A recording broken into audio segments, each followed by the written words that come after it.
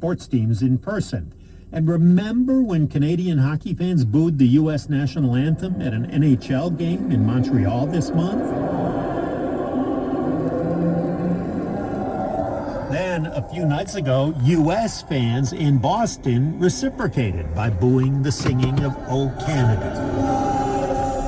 Mayor Dilkens is saddened by this is the all drive of it. from But even as he has taken steps, official ones, the to make a roadhouse statement. to our house. He ended city subsidies for a transit service that helps fund an hourly commuter bus to Detroit for his constituents. This is my new road can't act home. as an economic engine to Detroit at a time when we're being And this is the economically radio. threatened by the President of the United States. Just can't get my mind around The it. only station in And one place. more thing got sacrificed Talking as about Detroit. relations started to ice over. The mayor pulled the city's sponsorship That's a of Catholic the annual church? Detroit Grand Prix. And in true Canadian form, St. let me Joseph tell Catholic you, Manly I Church. apologize for having to do that. And I recognize it's a pebble in the ocean. Like the ripple. I'm not changing the world by doing these two things, right? But it's a signal. Dilkens knows that stuff like canceling bus lines and sponsorships might seem small. I don't have any other arrows in the quiver. Right? I have nothing else I can fire back. I have nothing else I can do. I have no other way except using my voice. Got neighbors, to you express my know, they're dissatisfaction, everywhere. My feeling about this.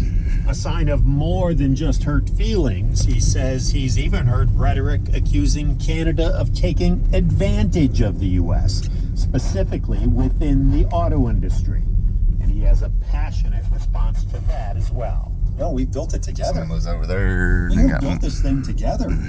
When Chrysler announces they're building a new car factory in Detroit, like we would light fireworks off here because we think that's, that's amazing beautiful. for our region. Just as you should celebrate when we build a $6 billion battery factory, that raises your boat as well in the United States.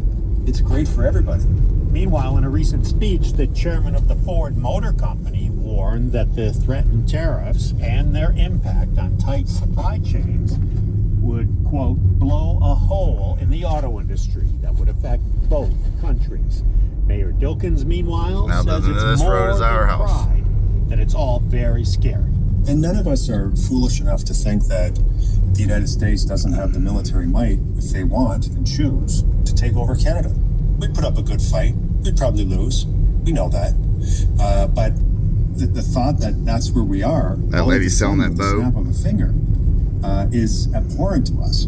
You have to understand Canadians. Like, they'll just become more... It's a rallying cry to pull together even tighter. So, as evening approaches, we head back over Look the at our road house. and into Detroit. Our next stop is one of the dive bars from the canceled Yeah, tour. it's over there. Then we get a text. Oh, it's her. It's the bar owner.